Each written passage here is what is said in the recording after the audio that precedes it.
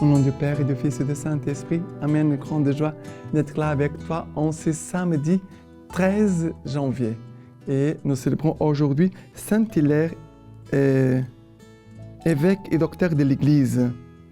Et en ce samedi, comme tous les samedis, nous dédions toujours cette journée à la Vierge Marie. Priez la Vierge Marie, imitez la Vierge Marie, suppliez aussi ses grâces pour nous, pour que nous puissions vivre davantage la parole de Dieu comme elle l'a vécue et aussi comme elle nous a donné la parole de Dieu, parce qu'elle est la mère du Verbe. D'accord? La première lecture d'aujourd'hui, c'est 1 Samuel, chapitre 9, à partir du verset 1er. Nous dit ceci. Il y avait un homme de Benjamin qui s'appelait Kish, fils d'Abiel, fils de Seor, fils de Bekorat, fils d'Aphiat, fils d'un Benjaminite, un homme vaillant, qui avait un fils nommé Saul, homme jeune et beau.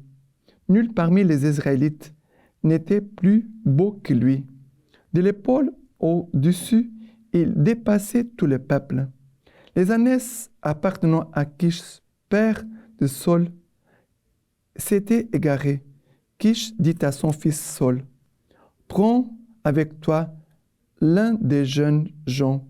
Lève-toi, pars à la recherche des ânesses. » Il traversa la montagne d'Éphraïm et traversa les pays de Shalisha sans rien trouver. Il traversa les pays de Sha'alim et elle n'y était pas. Il traversa les pays de Benjamin sans rien trouver. Après le verset 10. Et ils allèrent à la ville où se trouvait l'homme de Dieu. Après le verset 17. Et quand Samuel aperçut Saul, le Seigneur lui confirma, « Voilà l'homme dont j'ai dit, c'est lui qui tiendra mon peuple en main. » Saül apporta Samuel au milieu de la porte et dit, « Indique-moi, je te prie, où est la maison de voyants ?» Samuel répondit à Saül, « C'est moi les voyants. Monte devant moi au haut lieu. Vous mangerez aujourd'hui avec moi.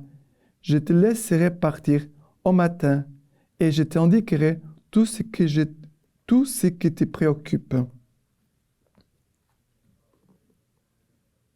Samuel prit la fiole d'huile, la versa sur la tête de Saül. Puis il l'embrassa et dit, « N'est-ce pas le Seigneur qui t'a oint comme chef sur son héritage? C'est toi qui jugeras le peuple du Seigneur et les délivreras de la main de ses ennemis d'alentour. Et voici pour toi les signes que le Seigneur t'a oint comme chef sur son héritage. » C'est beau de voir comment Dieu a choisi des gens qu'on n'attendait pas. Alors, ici, Dieu va choisir un jeune homme simple, nous dit qu'il est beau, nous dit de l'épaule au-dessus, il dépassait tout le peuple. Mais c'est un homme simple. Ici, il ne dit pas qu'il était un chevalier, un guerrier, un vaillant combattant. Non. Ici, il nous dit que les ânesses appartenant à Kish, son père de Saül, s'était égaré. Kish dit à son fils, « Prends avec toi l'un des jeunes gens, lève-toi, pars à la recherche des ânesses. » Ça veut dire que je pense que quelqu'un tellement simple va chercher les ânesses de son père. En obéissant à son père, il va rencontrer Samuel. En rencontrant Samuel, il va rencontrer sa vocation. Quel est le choix de Dieu pour lui? Et à ce moment-là, Samuel va l'oindre. Samuel va prendre la fiole d'huile, la versa sur la tête de Saül. Puis il l'embrassa et lui dit, N'est-ce pas le Seigneur qui t'a oint comme chef sur son héritage? C'est toi qui jugeras le peuple du Seigneur. Ça veut dire, tu seras ce roi qui va juger le peuple, qui va les délivrer de la main de ses ennemis alentour. Le Seigneur t'a choisi comme chef sur son héritage, sur son peuple. Voilà. Ici, c'est très beau. Ici, comment Dieu va aussi, malgré les péchés du peuple, l'endurcissement du peuple, Dieu quand même va choisir quelqu'un pour aider son peuple. Dieu pourrait se venger en disant, voilà, je vais te punir tout de suite. Mais nous voyons la bonté de Dieu. Et nous voyons que Samuel est cet homme qui écoute Dieu.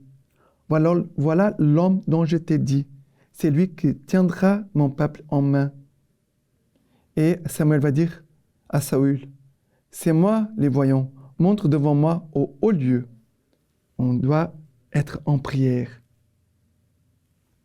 Vous mangerez aujourd'hui avec moi et je te laisserai partir au matin. Je t'indiquerai tout ce qui te préoccupe. Voilà, le Seigneur, ça veut dire que le Seigneur, Saül, en acceptant l'ordre de Samuel, Dieu va résoudre son problème, ce qui le préoccupe. Voilà comment Dieu fait toutes choses dans un bon ordre. Ça veut dire quand Dieu appelle quelqu'un, Dieu aide pour que les choses, voilà, s'enchaînent les unes après les autres. Notre Dieu est un Dieu d'ordre et de paix. Mais nous devons faire des actes de foi et d'obéissance à sa parole. D'accord? Et le psaume d'aujourd'hui, c'est le psaume 21, à partir du verset 2. En ta force, Seigneur, le roi s'est réjoui. Combien ton salut le comble d'allégresse. Tu lui as accordé les désirs de son cœur. Tu n'as pas refusé le souhait de ses lèvres. Car tu l'as prévenu des bénédictions de choix. Tu as mis sur sa tête une couronne d'or fin. Tu lui as accordé la vie qu'il demandait, longueur de jours encore et à jamais. Grande gloire lui fait son salut. Tu as mis sur lui le faste et l'éclat. Oui, tu l'établis en bénédiction pour toujours. Tu le réjouis de bonheur près de ta face. Voilà, ici, il nous parle c'est la liturgie du couronnement d'un roi. Voilà, et nous sommes tous, par notre baptême, rois. Le roi, c'est celui qui règne. Et notre façon de vivre, de conduire notre vie, doit manifester que Jésus, lui, est notre roi. Et notre façon de régner, ça veut dire la façon de faire les choses selon la volonté de Dieu. Nous voyons que Jésus était roi. Jésus, au milieu du peuple, il était roi. Ce n'est pas au moment de la croix que les gens vont dire « Ah, tu es le roi d'Israël !» Oh, Hérode, qui est là, à côté de Pilate, pardon. « Alors, tu es roi d'Israël ?» Non, Jésus, depuis sa naissance, il est roi, mais sa façon de régner, ce n'est pas la façon de régner selon les critères des hommes de cette terre, de ce monde. D'accord? Et maintenant, l'évangile d'aujourd'hui, c'est Marc chapitre 2, à partir du verset 13. Il sortit de nouveau au bord de la mer, et toute la foule venait à lui, et il les enseignait. En passant, il vit Lévi, les fils d'Alphée, assis au bureau de la douane, et il lui dit, « Suis-moi. » Et se levant, il les suivit. Alors qu'il était à table dans sa maison, beaucoup de publicains et des pécheurs se trouvaient à table avec Jésus et ses disciples, car il y en avait beaucoup qui les suivaient. Les scribes, les pharisiens, les voyant manger avec les pécheurs et les publicains, disaient à ses disciples, « Quoi? Ils mangent avec les publicains et les pécheurs? » Jésus, qui avait entendu, leur dit, « Ce ne sont pas les gens bien portants qui ont besoin des médecins, mais les malades. Je ne suis pas venu appeler les justes, mais les pécheurs. » Alors, Jésus voit Lévi, fils d'Alphée, assis au bureau de la douane. Ça veut dire, Jésus a vu Lévi au lieu où il était en train de pécher. Jésus va lui dire, suis-moi. Et s'élevant, il les suivit. La parole de Dieu a ce pouvoir de nous arracher à notre péché. Mais il faut demander la grâce de Dieu, l'action de l'Esprit Saint, l'onction de l'Esprit Saint, pour que les cœurs puissent s'ouvrir, les oreilles puissent s'ouvrir pour écouter la parole du Seigneur. Que cette parole puisse entrer et nous arracher à notre péché. Et nous faire suivre Jésus. Non pas seulement nous arracher à notre péché, mais nous mettre en route comme disciples de Jésus et de répondre à l'appel du Seigneur. Et après, nous voyons que Jésus, qui est là avec les publicains et les pécheurs, sont tous assis avec Jésus. Ça veut dire que les pécheurs, ce ne sont pas les péchés, ce sont les pécheurs. Ils sont là autour de Jésus. Mais les autres qui se trouvaient très bons ne sont pas là. Les bons sont en train de murmurer, de dire du mal. Voilà. Et parfois, dans l'Église, il y a des gens qui sont comme ça. Ne font rien, font que critiquer, murmurer, ne font rien, ne travaillent pas, ne veulent pas salir les mains. Ils sont là en train de critiquer les uns les autres. Voilà. Ce sont les pécheurs, les publicains, voilà, des gens qui nous sommes bien. Oh mon Dieu! Seigneur, aide-nous, s'il te plaît, Seigneur, aide-nous. Car l'Église, c'est la maison des malades. Jésus dit, je ne suis pas venu appeler les justes, mais les pécheurs. Ce ne sont pas les gens bien portants qui ont besoin du médecin, mais les malades. Alors l'Église, qu'est-ce que l'Église? L'Église, c'est la maison des malades. L'Église, c'est la maison des pécheurs. Alors, les malades et les pécheurs sont bienvenus dans l'Église. Passez à votre maison, c'est notre maison.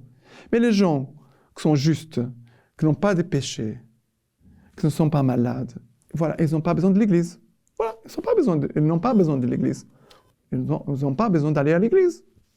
Car l'Église est la maison des pécheurs et des malades. Ça veut dire que pour entrer véritablement dans l'Église, il faut avouer sa maladie. Il faut avouer son péché. Quand je parle de maladie, ce n'est pas mal au dos, c'est le mal de ton âme. Parce que le mal de mon corps, mal au dos, ne va pas m'empêcher d'entrer au ciel. Mais la maladie de mon âme pourra m'empêcher d'entrer au ciel. Ça, c'est grave. Ça, c'est grave. Vous comprenez? Alors, pour entrer véritablement dans l'Église, il faut avouer quelle est la maladie de ton âme et quel est ton péché. D'accord? Mais le Seigneur veut nous donner d'avancer avec les vies, d'avancer et vraiment devenir disciples de Jésus-Christ. Saint Hilaire, traité sur la Trinité, il nous dit ceci. J'en ai conscience, Père Tout-Puissant, c'est à toi que je dois consacrer l'occupation principale de ma vie, que toutes mes paroles et mes pensées s'entretiennent de toi. Car ce don de la parole que tu m'as accordé ne peut pas me rapporter un plus grand bienfait que celui-ci, te servir par la prédication et montrer qui tu es. Tu es le Père, celui du Fils unique de Dieu. Je dois le montrer soit au monde qui l'ignore, soit à l'hérétique qui le refuse. Ma volonté n'a pas d'autre raison d'être. Du reste, je dois implorer la grâce de ton assistance et de ta miséricorde pour que tu gonfles du souffle de ton esprit les voies déployées par notre foi et par notre profession de cette foi, et que tu nous pousses dans cette course de la prédication, car il n'est pas infidèle à sa promesse. C'est lui qui a dit, « Demandez et l'on vous donnera, cherchez et vous trouverez, frappez et l'on vous ouvrira. » Maintenant, je vous laisse la bénédiction par les mains toutes pures de la Vierge Marie. Dieu Tout-Puissant vous bénisse et vous garde, le Père, le Fils et le Saint-Esprit. Amen.